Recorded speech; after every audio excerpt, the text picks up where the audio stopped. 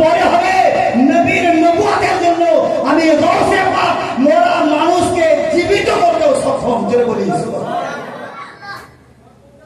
আপনি সেই খানদানের সাথে নিসবত রাখেন। আপনার আগে তো এমন হওয়া দরকার ছিল যে আপনি রাস্তাঘাটে ঘোরাঘুরি নাই, বরঞ্চ আপনাকে মাহফিলে হাজির হওয়া দরকার ছিল।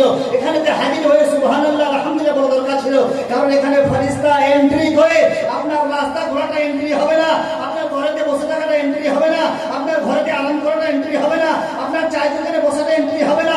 যখন আপনি এখানেতে পা রাখবেন, যখন আপনি মসজিদের দরজায় হাজির হবেন, তখন আল্লাহর নবী সাল্লাল্লাহু তাআলা আলাইহি ওয়াসাল্লাম বলেন ওই দরজায় একজন ফেরেশতা থাকে, আর সে তার নামটা লিপিবদ্ধ করে, যেটা কিয়ামতে তার পরপারে তার এটা সঙ্গী হবে, পরপারে তার এটা সাথী হবে, এবং পরকালে তার এটা উপকৃত হবে। যেটা বলি সুবহানাল্লাহ। কিন্তু আমরা আমাদের ভালোবাসার মানুষটা মরে যায় তাও ভালো, পকেট থেকে যেন পয়সা না বেরিয়ে যায়, পানি যেন না চলে যায়, কারণ আপনি একজন মুসাফির মানুষ, আপনার কাছে আপনার পানিরও অনেক কিমতি দাম। আমাদের ঠিক সমাজের প্রতিটা ব্যবস্থাপনা এমনই হয়ে আছে যে ব্যবস্থাপনাটা হচ্ছে এমনই যে আমরা অর্থ দিয়ে, মেহনত দিয়ে, মুশাক্কত দিয়ে হয়তো অনেক কাজ করে দিই, কিন্তু যখন দিনের বিষয় হয় তখন আমাদের একটু সময় হয় না, তখন আমাদের কাজগুলোর মধ্যে এতটা কাজও হয়ে ওঠে না যে আজকের এই বিষয়টা আমরা পরিপূর্ণ মাত্রায় মেহনত মুশাক্কত তো করেছি, অর্থ তো করেছি, কিন্তু অর্থ ব্যয় তো করেছি, কিন্তু আমরা অনুষ্ঠানটাকে আরো খুব সুন্দর করার জন্য আমাদের একত্রিত হওয়া দরকার ছিল। আশা করি বেড়ামারা খুব একটা ছোট্ট জায়গা নেই, নাকি ঠিক? একটা বড় জায়গা তো নাকি? এই মানুষের যদি সবাই আসে তাহলে মোটামুটি অনুষ্ঠানটা আরো জোরদার হওয়ার সম্ভাবনা আছে। তো যাক, আমি আপনাকে যে বিষয়টা বলছিলাম, তো ওই বাচ্চা ছেলেটা এখন যেতে শুরু করেছে, রাস্তা দিয়ে দড়ি দিয়ে হাঁটছে, এখন পাবলিক জনগণ ভিড় হয়েছে, কেউ আহামরি, কেউ ঘুমরি, কেউ আল্লাহ আল্লাহ, কেউ বিল্লাহ বিল্লাহ, কেউ বিল্লাহ বিল্লাহ, যে যা মনে মনে আসছে সে তাই দোয়া করছে। আল্লাহ এত বড় সাহস রেখেছে, এই জিনিসটা রেখেছে, যখন সে পেরিয়ে যায় তখন মানুষের মধ্যে ভয় ভীতি কেটে কেটে তাকে উৎসাহ দেওয়ার জন্য কেউ হাত তালিয়ে দেয়, কেউ পয়সা দেয়, করে না জি এরকম। এত সাহস, এত বিশাল ট্যালেন্ট, বিশাল মানে ক্ষমতা রাখলে পরে তবে এরকম করা সম্ভব। সেই মানুষটার উপরে সবাই ভরসা করে রেখেছে। এই মানুষটা এবার পরীক্ষা করার জন্য জিজ্ঞাসা করলো যে আমি আমার ছেলেকে যে উপরে চালিয়েছিলাম, আপনারা বললেন উপযুক্ত ছেলে, আমার উপর আপনাদের ভরসা ছিল, বা ওই ছেলেটা আমার উপরে ভরসা রেখেছে, আর আমি বাপ হিসাবে আমার ছেলের উপরে ভরসা রেখেছি, নাকি জি? এখন আপনার ছেলেকে আর আমার ছেলেকে বলছে এক কাজ করেন, আপনি তো আমাকে খুব বড় গুরু মনে করলেন, তো এক কাজ করবেন, এর উপরে আপনার ছেলেটা দেখেন নিচে বসে বসে সুবহানাল্লাহ বলে ছাড়বেন, যাবে না? আমাদের বিশ্বাস ঠিক এতটুকুই যে আমরা অন্য কেউ করলে পরে আমাদের পছন্দ হয় না, আবার যদি পছন্দ হয় তাহলে সুবহানাল্লাহ আলহামদুলিল্লাহ পেরে গেলেই হলো। যখন নিজের বিষয়টা এসে দাঁড়ায় তখন আমরা আমাদের পিছপা করি, তখন আমরা পিছিয়ে পড়ি। আমার ছেলেটা যদি হাফেজ সাহেব হতো, আমার ছেলেটা যদি ইমাম সাহেব হতো, আমার ছেলেটা যদি মৌলানা সাহেব হতো, আমার ছেলেটা যদি পীর সাহেব হতেন, আমার ছেলেটা যদি কোন সম্মানের একটা প্রতিষ্ঠিত জায়গায় প্রতিষ্ঠিত হতো, তাহলে আমরা আমাদের চিন্তা ফিকিরটা রাখতাম যে ছেলেটা বেশি বেশি কিছু পাক, ছেলেটা বেশি বেশি একটু রোজগার হোক, ছেলেটা বেশি বেশি অর্থ কামাক। কিন্তু আমাদের সমাজের ব্যবস্থাপনা এমন হয়ে গেছে যে আমার ছেলে তো হবেই না, যার ছেলেটা হয়েছে ওকেও ভালো করে দেবো না, নাকি? আমরা বসেছি নবী দিবসের মাহফিলে, আমাদের নবী সম্বন্ধে আলোচনা করা দরকার। আমি আপনাকে দেখাবো আল্লাহর নবী সাল্লাল্লাহু তাআলা আলাইহি ওয়াসাল্লামের জশ্নে জুলুস সম্পর্কে আলোচনা করার আগে অনেক মানুষ অনেক রকম প্রশ্ন করে, অনেক প্রশ্ন আমাদের সামনে আসে। আজকে আমাদের যে বিষয়ে ডাকা হয়েছে নবী পাক সাল্লাল্লাহু তাআলা আলাইহি ওয়াসাল্লামের জন্ম এবং আল্লাহর নবীর মওলুদ বা মওলুদ সম্পর্কে আলোচনা করার বিষয়। আজ আমাদের সমাজের ব্যবস্থা যদি হয়, আমাদের যদি হাঁড়ি ভালো হয়, তাহলে রান্না করলে পরে সেই খাবারটুকু আপনার জন্য উপযুক্ত খাবার হবে। আর হাঁড়ি যদি ফুটো হয়, তাহলে আপনি রান্না বিরিয়ানি করেন আর সিরিয়ানি করেন, এই খাবারটা আপনার গাল পর্যন্ত উঠবে না, বলবে কি?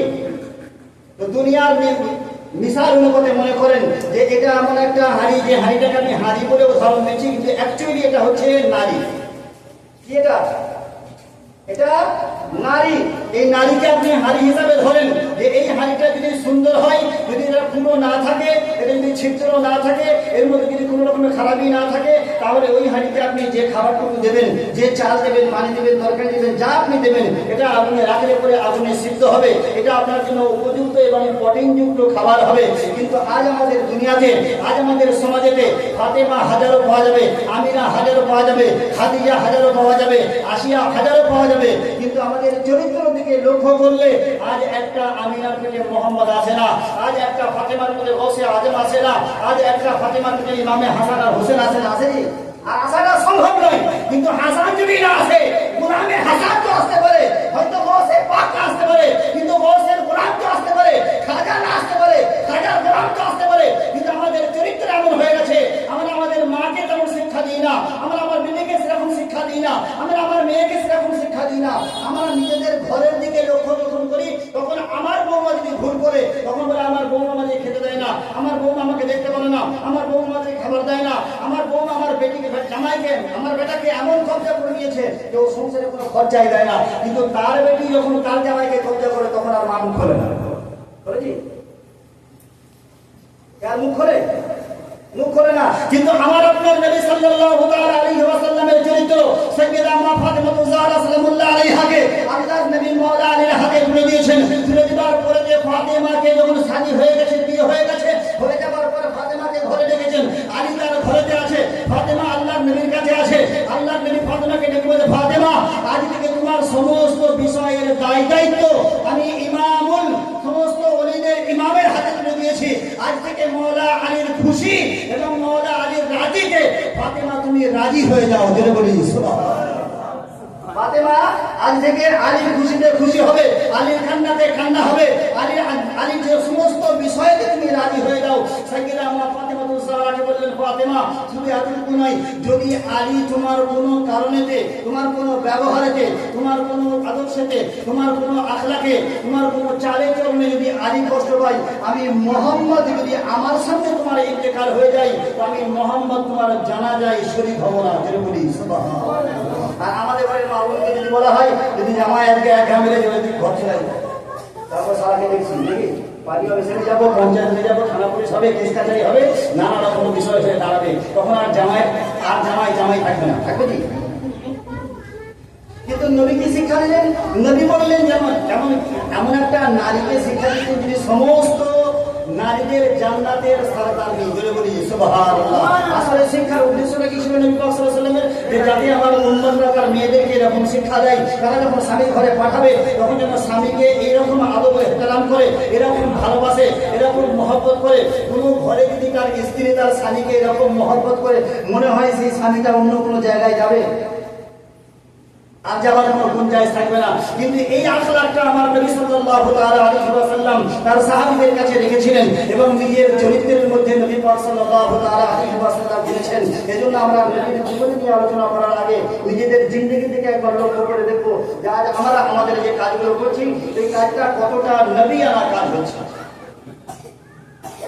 আল্লাহ নবীর জন্য আল্লাহ কোরআনে কারীমের মধ্যে বলেন, ওয়া রাফা'না লাকা যিকরাকা, মাহবুব, আমি আপনার স্টেজকে, আপনার সম্মানকে বুলন্দ এবং মালা করেছি আপনার কারণে। জোরে বলি সুবহানাল্লাহ। কখন বলেছেন এটা? নবীর নবুয়ত হওয়ার পরেতে নাকি আগে বলেছেন? পরে বলেছেন। 40 বছর পরে নবী নবুয়তের প্রচার শুরু করেছেন, তারপরে 23 বছর ধরে কোরআন আসতে শুরু হয়েছে। একদিন কোরআন আসে, দুদিন কোরআন আসে, 23 বছর পরে মুকাম্মাল কোরআন যখন এসেছে, আল্লাহ বলেন, আল-ইয়াউমা আকমালতু লাকুম দীনাকুম ওয়া আতমামতু আলাইকুম নি'মাতি ওয়া রাদিতু লাকুম ইসলাম দীনা। নবীর কাছে পরিপূর্ণ কোরআন আসা শুরু হয়েছে। কোরআন যখন শেষ হয়ে এসেছে, 23টা বছর সময় লেগেছে।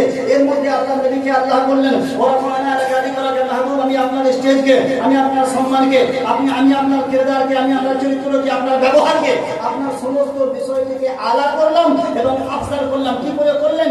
আল্লাহ বলেন, আমি আমার নবীর আখলাক দেখার পরেতে, নবীর চরিত্র দেখার পরেতে, নবীর গুণ দেখার পরেতে, নবীর সমস্ত রকম, নবীকে তো নবী করে পাঠিয়েছিলাম, কিন্তু এই সমস্ত কাজগুলোর মধ্যে নবীকে আমিনার ঘরে পাঠিয়েছি। আমিনার সেখানে এসেছে। আমিনা যখন গর্ভবতী হওয়ার পরে যখন জন্ম দেয়, তার আগের যদি দৃশ্য আপনি দেখেন, আপনার ছেলে আমার ছেলের মধ্যে অনেক পার্থক্য হবে।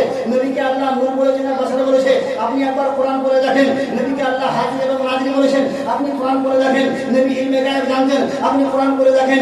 আল্লাহর নবী আশিকদের অন্তরে নয়, বরঞ্চ অন্তরের ভিতরে থাকে, অন্তরের ভালো রাখে, দুনিয়াতেও রাখে, আখিরাতেও রাখে, দুনিয়ার উপরেও রাখে, দুনিয়ার জমিনের নিচেও রাখে। যখন দুনিয়ার বুকে আসবেন, আসার সময় হয়েছে, আম্মা জান বলছেন, আমিনা বলছেন, আমি যখন রাস্তায় ঘুরতাম, আমার নিজের শ্বশুর শাশুড়ি পর্যন্ত এতরাজ করেছে, পাড়ার লোকেরা এতরাজ করেছে, পাড়ার লোকেরা আপত্তি করেছে, আমিনা তুমি তো একজন বিধবা নারী, তুমি তো একজন বিধবা মেয়ে, তোমার কাছে এরকম খুশবু আসে কি করে? তখনকার মেয়েদেরকে এরকম খুশবু ব্যবহার করতে হতো না, করতে দেওয়া হতো না। এখন সমাজের মধ্যে এরকম অনেক রসমের রেওয়াজ আছে, যেগুলোকে মানা হয় না। আম্মা জান আমিনা বলছেন যে আমি যখন শুধু আমার খুশবু আমার কাছে আসছে তা নয়, বরং যখন তার কাছে লোকেরা জিজ্ঞাসা করে আমিনা খুশবু পাও তো পাও কোথায়? আমরা আরবের বড় বড় আতরওয়ালাদের কাছ থেকে আতর নেই, এত খুশবু তো হয় না। আমিনা বলছে কোনো খুশবু আমি ব্যবহার করি না, আল্লাহর কুদরত জানি না আল্লাহ আমার মধ্যে কি দিয়েছে। আমি যখন কোনো জিনিসে থুক ধরে দিই, আমার থুক থেকে মাসকে আম্বরের থেকে বেশি খুশবু আসে। আমাকে আল্লাহ এমন একটা পাওয়ার বা ক্ষমতা দিয়েছে, আমি কি করি আমি জানি না, কিন্তু আমি যখন রাস্তা হাঁটি তখন আমার পায়েতে যদি কোনো পাথর লাগে, আল্লাহ আমার পায়ের কি কুদরত দিয়েছে জানি না।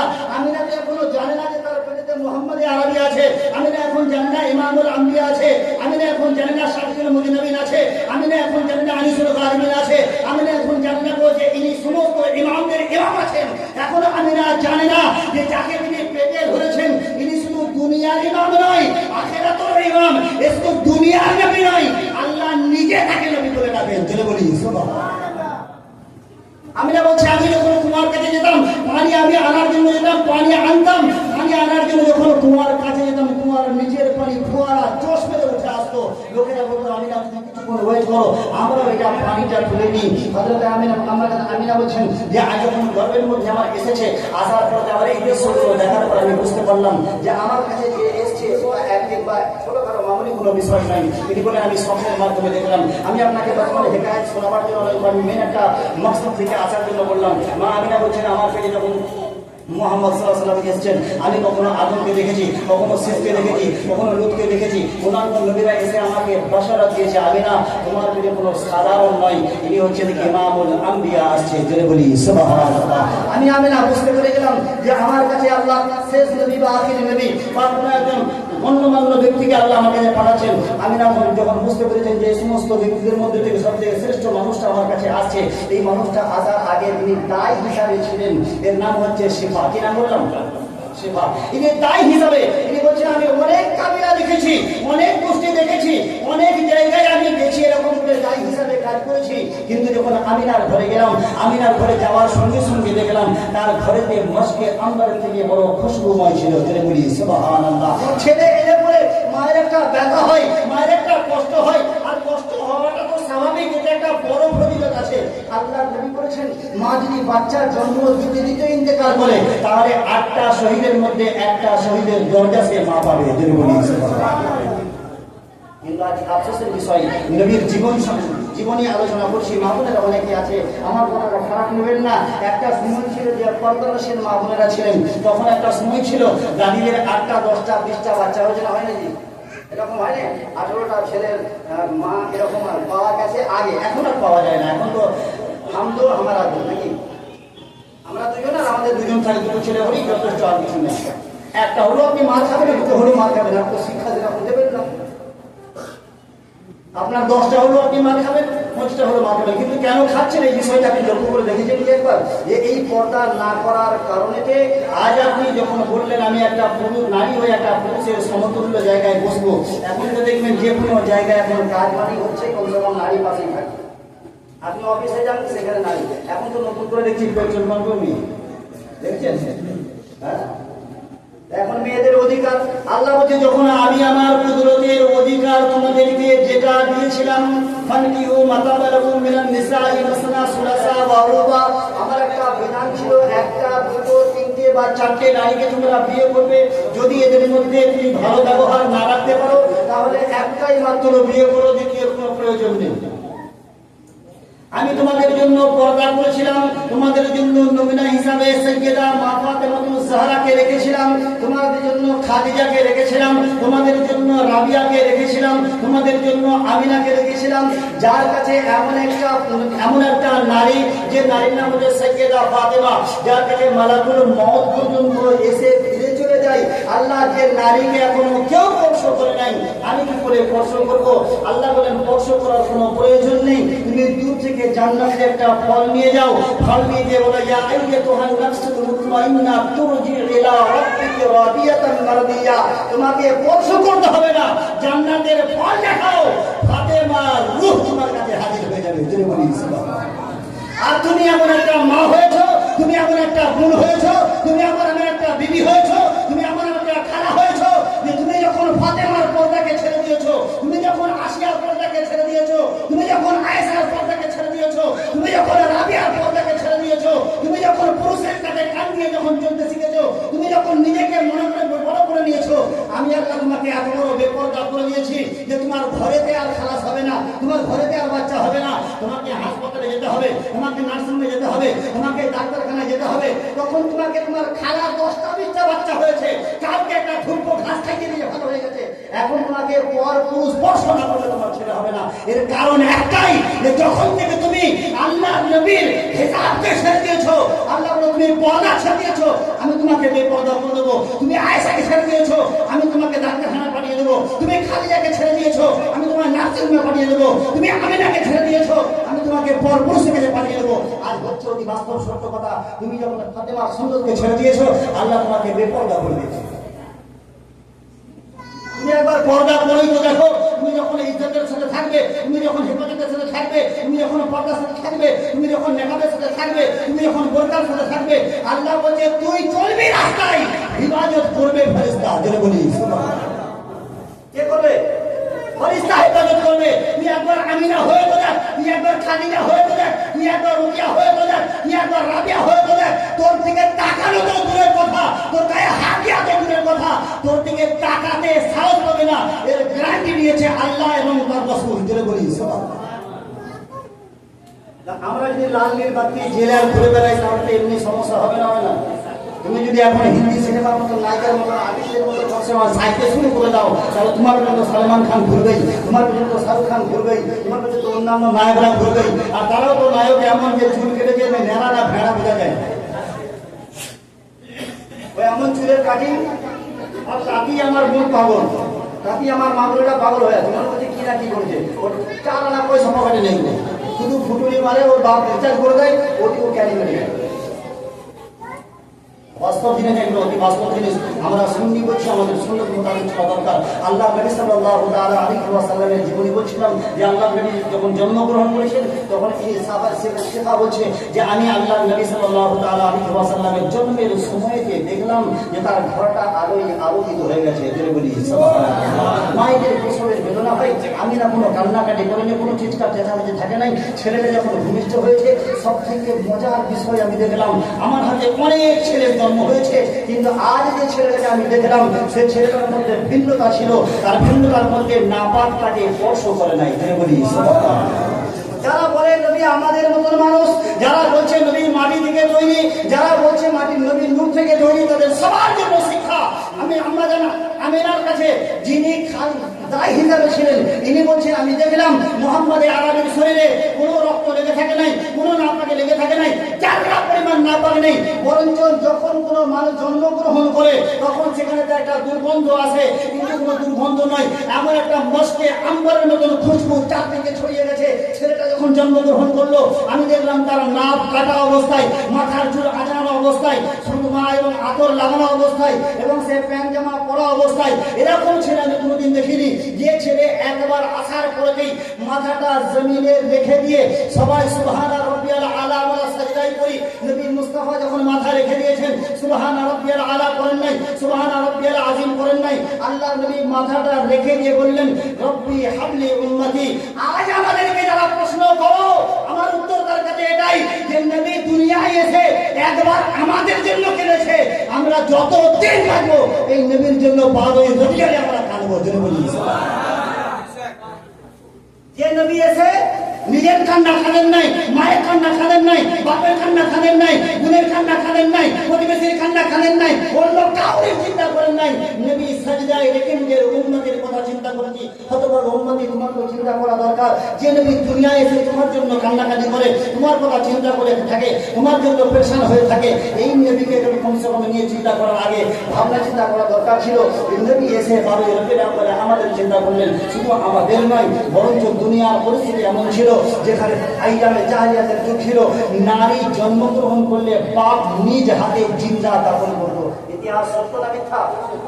আজ তো নবী দিবসে প্রতিটা মায়ের অবদান থাকা দরকার, প্রতিটা বোনের অবদান থাকা দরকার। মা তোমার জন্য এসেছে নবী, মা তোমার জন্য এসেছে নবী, বুবু তোমার জন্য এসেছে নবী, তারা তোমার জন্য এসেছে নবী। কারণ সেই সময়তে যত মা তার জন্ম দিয়েছে বাচ্চা, সবগুলো বেটা ছেলে ছিল, কোনো নারী থাকে নাই।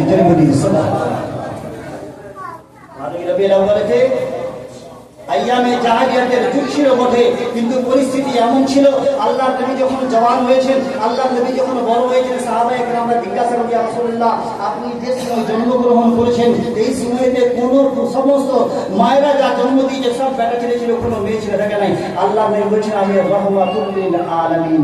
বলি সুবহানাল্লাহ। আমার এই নামেতে কলঙ্কিত হতো যদি আমি মুহাম্মদ জন্মগ্রহণ করার পরে আমার সাথে যদি কোনো নারী জন্মগ্রহণ করতো, কোনো মেয়ে ছেলে যদি জন্ম হতো, কোনো মেয়ে যদি দুনিয়াতে আসতো, তাহলে তার বাপ তাকে হত্যা করতো। কি করতো? হত্যা করতো এবং তাকে জিন্দা দাফন করতো। আপনি একবার ভেবে দেখেন কত গুরুত্বপূর্ণ একটা বিষয় যে আল্লাহ রাব্বুল আলামিন নবীকে রাহমাতুল লিল আলামিন করবেন, তার নামে কোনো কলঙ্ক না লেগে যায়। রাহমাতুল লিল আলামিন এই নামেতে যেন কোনো দাগ না আসে। কারণ যদি কাউরের চোখ থেকে পানি আসে, যদি কেউ দুঃখ বা পেরেশানি হয়, তাহলে এই রহমতের নামটা পরিপূর্ণতা পাবে না। আল্লাহ বলে পাবে না কেন?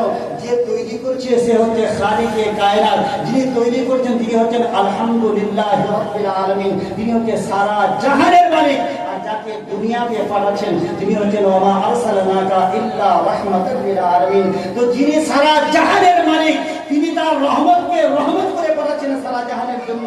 এজন্য আল্লাহর নবী বললেন, দুনিয়ায় যত নারী তার প্রসব করেছে বা বাচ্চা জন্ম দিয়েছে, একটা পুরুষ নারী থাকে নাই, প্রতিটা পুরুষ ছিল এই কারণেই যাতে পুরুষ জন্মগ্রহণ করলে কোনো হত্যা হবে না। আর যেখানে রহমত থাকে সেখানে আযাব আর কান্না থাকে না। আর কান্না না থাকার কারণে আজ আমরা বেড়ামেলার মুসল্লিরা আজ নবীর জন্য জশ্ন জুলুস এজন্যই করি যে নবী রাহমাতুল লিল আলামিন। যিনি বলি সুবহানাল্লাহ। আমরা জশ্নে জুলুস এজন্যই করি যে নবী পাক সাল্লাল্লাহু তাআলা আলাইহি ওয়াসাল্লাম রাহমাতুল লিল আলামিন হয়ে এসেছিলেন। জগতের মানুষকে কাঁদাবার জন্য আসেন নাই, জগতের মানুষকে হাসাবার জন্য এসেছেন, জগতের মানুষকে জাহান্নাম থেকে বাঁচাবার জন্য এসেছেন। এই নবী যখন জন্মগ্রহণ করলেন, ইনি বলছেন, আমি দেখলাম আমিনা বলছে আমার কোলেতে যখন আমার ছেলেকে রাখা হয়েছে, এরপর আমি দেখলাম আমার ছেলের মুখের দিকে তাকাই আর নিজের স্বামীর কথা একবার চিন্তা করলাম যে যদি আজকে আব্দুল্লাহ থাকতো তাহলে হয়তো বড় খুশি হতো যে তার নিজের বেটা হয়েছে। খুশি কে হয়? বাপ মা খুশি হয় না? আত্মীয় স্বজন খুশি হয় না? হয় না? বেটার কারা হয়? শত্রুপক্ষ, ওর ঘরে বেটা হয়েছে, দেখেছি রাগ হবে না? হবে না? জ্বালা হবে না? হবে না? কষ্ট হবে না? হবে না?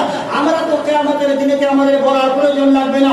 জিবরাইল আমাদের সাক্ষী আছে, মিকাইল আমাদের সাক্ষী আছে, আজরাইল আমাদের সাক্ষী আছে, দারদাইল আমাদের সাক্ষী আছে, রাফসামাইল আমাদের সাক্ষী আছে, তানকাবিল আমাদের সাক্ষী আছে, দারদাইল আমাদের সাক্ষী আছে, আসমান আমাদের সাক্ষী আছে, জমিন আমাদের সাক্ষী আছে, মসজিদ আমাদের সাক্ষী আছে, মেম্বার আমাদের সাক্ষী আছে। কি সাক্ষী আছে?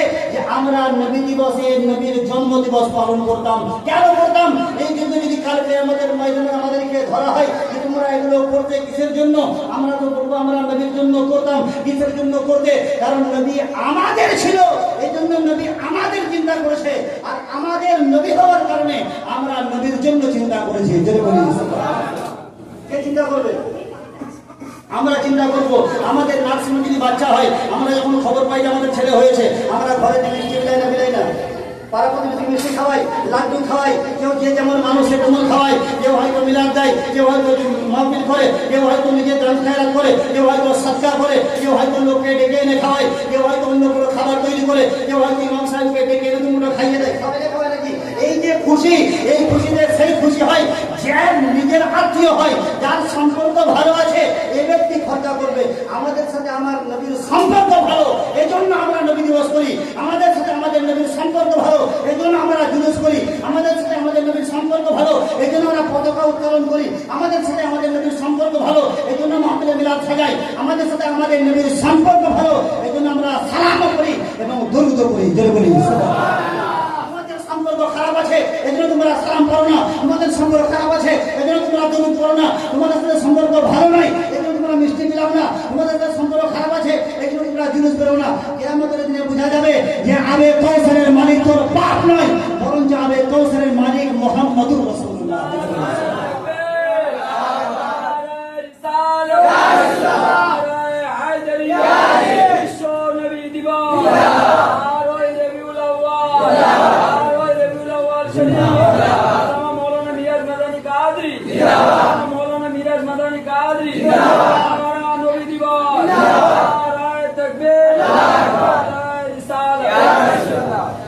আমাদের সাথে আমাদের নবীর সম্পর্কটা ভালো, এই জন্য আমরা আমার নবীর জীবনীকে নিয়ে আলোচনা করি এবং জশ্ন জুলুস করি, যাদের ভালো লাগবে তারা করবে। এবার যদি কেউ প্রমাণ চাই বলে সাহাবায়ে কেরামরা করেন নাই, তাবিঈ করেন নাই, তাবেঈন করেন নাই, আপনি মুস্তাহিদিন করেন নাই, খুলাফায়ে রাশিদিন করেন নাই, কোনো পীর করেন নাই, এই নানা রকম করে বাহানা, এই বাহানাবাজি তারা করে যাদের সাথে যাদের ভাব নেই, তাদের এই বিষয়গুলো বলে বলে কোনো লাভ নেই।